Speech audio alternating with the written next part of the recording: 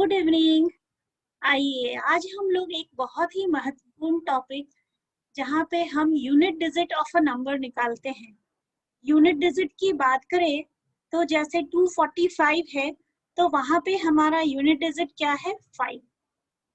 Unit digit is 5 और इसको बोले तो ones place of the number.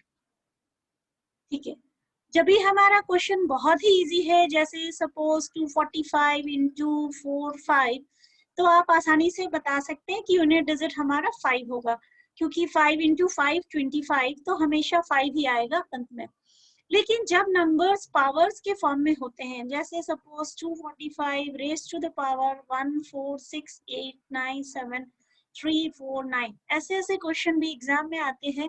तो कैसे हमें यूनिट डिजिट निकालनी है, आइए हम आज इसको बहुत ही अच्छी तरह से सीखेंगे और इसके बाद आप हर एक क्वेश्चन को आराम से अटेम्प्ट कर सकते हैं, चाहे वो बैंक पीओ से रिलेटेड क्वेश्चन हो, एसएससी लेवल हो, कैट लेवल हो या फिर ओलंपियाड्स के क्वेश्चन हो।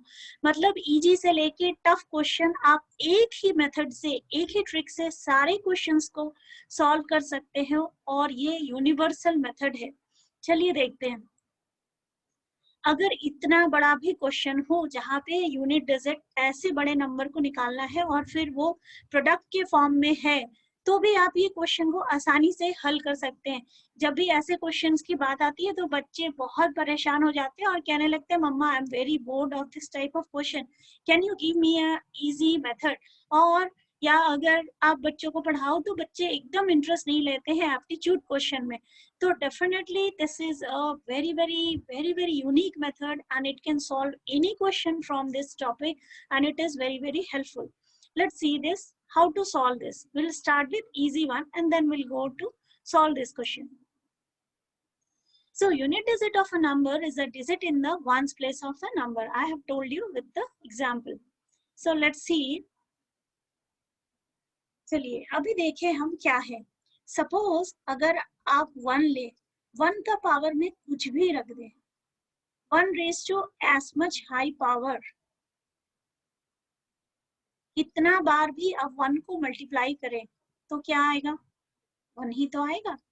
1 raise to the power of n where n is as much big you want, as much big number you can think of, then also it will be 1.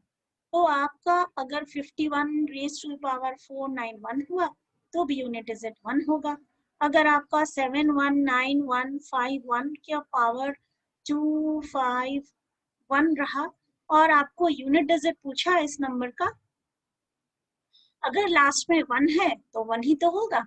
ठीक है, समझ गए आप कि अगर आपके लास्ट डिजिट में 1 है तो हमेशा 1 ही आने वाला है। ऐसे और 4 नंबर्स है, चलिए पढ़े उनको। अगर आपका लास्ट में 6 है, कुछ भी पावर रख लीजिए, देखिए 6 का पावर 1 6, 6 का पावर 2 36 यानी 6, 6 का पावर क्यूब 216 यानी 6, 6 का power 4 again you will get 6, क्योंकि कितना बार भी आप मल्टीप्लाई करते जाइए हमेशा आपने 6 ही पाना है। ठीक है, तो हो गया ना एक बहुत ही बढ़िया साइकिल कि अगर आपका 1 रहे या 6 रहे तो हमेशा यूनिट डिजिट 6 ही आएगा या 1 के केस में 1 ही आएगा। तो ये क्वेश्चन में सोचने की जरूरत ही नहीं है, कितना भी रेज टू द पावर हो आंसर विल बी 6। चलिए नेक्स्ट क्वेश्चन देखें। 0, अगर आपका लास्ट वाला नंबर यानी यूनिट डिजिट 0 है, उसको कितना भी पावर से आप रेज कर दें तो 0 ही आने वाला है। That means another general method कि अगर आपका पावर 0 है तो 0 ही आएगा यूनिट डिजिट। नेक्स्ट 5, 5 के केस में देखें, suppose 595 raise to the power 1। ठीक है, 5 का पावर 1 5, 5 का पावर 2 25, 5 का पावर 3 125, 5 का पावर 4 1 625, 5 का पावर 5 15625, यानी अगेन अ साइकिल ऑफ 5, हमेशा 5 ही आने वाला है। ठीक है, 5 ही तो आएगा। तो अगर आप यहाँ पे कंक्लूड करें तो क्या होगा कि अगर हमारा नंबर 0 1 5 या 6 हो तो unit digit will be same.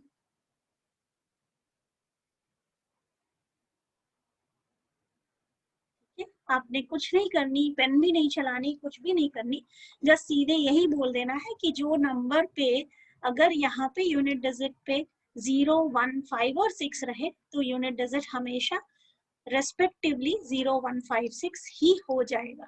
चलिए नेक्स्ट क्वेश्चन देखते हैं। ठीक है, 1 है तो 1 ही हो जाएगा, यहाँ पे यूनिट डिजिट क्या हो जाएगा, 1 हो जाएगा, सोचने की जरूरत ही नहीं है। चलिए नेक्स्ट देखें। अब है यहाँ पे 9 है, ठीक है, हमारा यहाँ पे 9 है, ठीक है। चलिए अब हम लोग, बचा क्या हमारा नंबर, 3 बचा, 4 बचा, 7 बचा, 8 बचा और 9 बचा। बाकी हमने 0, 1, 5 और 6 को स्टडी कर लिया कि ये रेस्पेक्टिवली सेम डिजिट्स ही आएंगे यूनिट डिजिट में, ठीक है। अभी आप जब इनके साइकिल लिखेंगे, देखिए 3 का पावर 3, 3 का power 2, 9, 3 is again 27, so 7, this is 81 and 3 to the power 5 is 3. So you see it repeat after 4. जब आप ये सारे नंबर्स का साइकिल्स लिखेंगे तो आप साइक्लिसिटी से आपको पता चलेगा कि कुछ नंबर्स की साइक्लिसिटी 4 आ रही है, कुछ की 2 आ रही है और कुछ हर नंबर्स की साइक्लिसिटी 4 होगी। मतलब अगर वो 2 के बाद रिपीट होता है तो 4 के बाद रिपीट होगा ही। तो आप एक यूनिवर्सल रूल बनाइए, आपको पूरी साइकिल याद करने की जरूरत ही नहीं है। एग्जाम में no need to make the cycle और लर्न द साइकिल, आपने जस्ट यही याद करनी है कि जो भी नंबर रहे उसको हमें 4 से डिवाइड करना है, ठीक है। जो भी नंबर रहे उसे हमें 4 से डिवाइड करना है, universal rule. No need to learn any cyclicity table, no need to learn any formula, nothing, universal rule है divide by 4, that's it, ठीक है। यहाँ तक आप समझ गए तो आप समझिए कि आधी जंग जीत लिए, आपने पूरी क्वेश्चन बहुत ही आसानी से आप बना लेंगे। चलिए देखते, चलिए तो 4 से डिवाइड करनी है तो 4 का डिविजिबिलिटी रूल लगाएंगे, लास्ट 2 डिजिट लेंगे, 4 को डिवाइड किया, रिमाइंडर क्या आया, रिमाइंडर हमारा 3 आया। That means we can write 189 to the power 3. इतना बड़ा नंबर जस्ट एक इतने छोटे नंबर पे कन्वर्ट हो गया, मतलब 9 का power 3। That means how much? 9 का पावर 1 हो गया आपका 9, 9 का पावर 2 हो गया 81 means 1 और 9 का power 3, 1 to the power 9 is 9. Actually 729 भी आप अगर आपको याद है तो आप देख सकते हैं 9। इस आंसर का क्वेश्चन 9 आ गया। तो जस्ट इतना इजी है और ये सारे नंबर्स पे अप्लाई होगा। जस्ट आपने एक यूनिवर्सल रूल लगानी है कि 4 से डिवाइड करनी है और जो रिमाइंडर आया उसके पावर पे रेस्ट करनी और उसका देख लेना है यूनिट डिजिट क्या होगा। चलिए कुछ और क्वेश्चंस देखते हैं।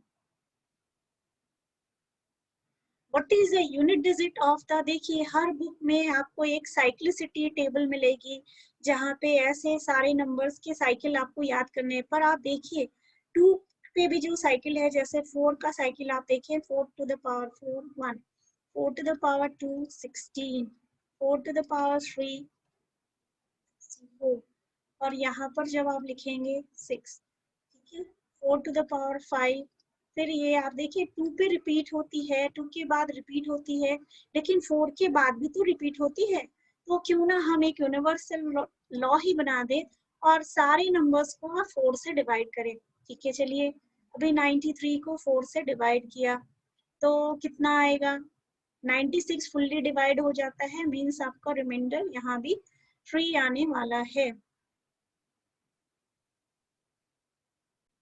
ठीक है, तो हमें साइक्लिसिटी टेबल को फॉलो नहीं करनी है, हम कुछ भी टेबल वेबल फॉलो नहीं करेंगे।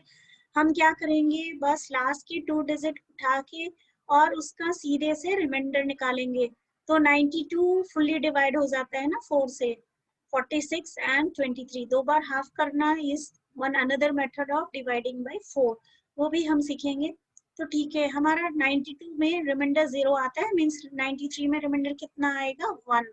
That means 4 to the power सीधे 1 हो गया। दैट मीन्स हमारा आंसर क्या आएगा यहाँ पे, जस्ट 4 आएगा। ठीक है, आप समझ गए होंगे, इतनी आसानी से आप ये क्वेश्चन सॉल्व कर पाते हैं। चलिए ये क्वेश्चन देखें, जहाँ पे हमें 7 टू द पावर 245 है, क्योंकि जब हमने यूनिट डिजिट निकालनी है तो हम लोग बस 1 यूनिट डिजिट ही लेके काम अपना शुरू करेंगे। तो यहाँ पे 7 और यहाँ पे 1, तो ये तो डायरेक्ट हो गया 1। और यहाँ पे जब आप 45 को डिवाइड करते हैं तो आपका कितना रिमाइंडर आएगा, 44 फुल्ली डिविजिबल है, रिमाइंडर 0। तो दैट मीन्स अगर आप 45 को डिवाइड करेंगे तो रिमाइंडर 1 आएगा। तो 7 टू द पावर 1 इंटू 1, तो 7 हो गया आंसर। देखिए इतने बड़े क्वेश्चन का आंसर इतना सिंपल और इतना सहज। बस आपने ये यूनिवर्सल मेथड याद कर लेनी है। याद क्या, आप 2 क्वेश्चन बनाएंगे, 3 क्वेश्चन बनाएंगे, हमारी वीडियो के साथ ही आपको सारा ये मेथड याद हो जाएगा। और आप कहीं से भी क्वेश्चन उठाइए, चाहे वो कैट हो, मैट हो, सैट हो, कहीं से भी आप उठा ले, आप वो क्वेश्चन को आसानी से बना सकेंगे। ठीक है, अभी आप देखिए 4 है, ठीक है 4 है, और लास्ट का पावर 2 नंबर हम लेते हैं 69।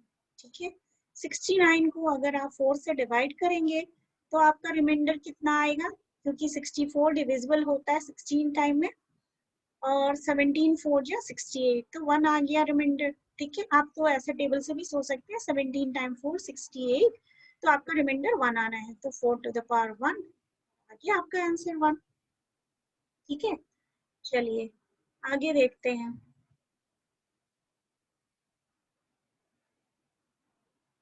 7 to the power 295, 7 to the power 295 into 3 to the power 158, ये क्वेश्चन है। इसको आप 95 लिख लें, इसको आप 58 लिख लें। अगर आप यहाँ लेके चले 4 से अगर 95 को डिवाइड करते हैं, सिमिलरली आपने देखा था 92 डिविजिबल होता है, तो रिमाइंडर 3 आ गया, 3 लिख लीजिए। 3 आपको पता है 56 डिविजिबल होता है 4 से, करेक्ट। तो ठीक है, यहाँ पे रिमाइंडर 2 आ जाएगा, क्योंकि 58 है तो 58 माइनस 56। आप ऐसे आपको डिवाइड करने की भी जरूरत नहीं है, आप मेंटली भी कर सकते हैं। इससे क्लोज वाला नंबर देखें जो 4 से डिविजिबल है, तो 4 टाइम्स 40 56 है, तो रिमाइंडर 2 आएगा 58 के लिए। ठीक है, अब 7 टू द पावर 3 कितना, 343, 3 टू द पावर 2 कितना, 9, यूनिट डिजिट देखनी है, 9 टाइम 3 27, तो यूनिट डिजिट क्या आया 7, तो 7 हो गया आपका आंसर। ठीक है,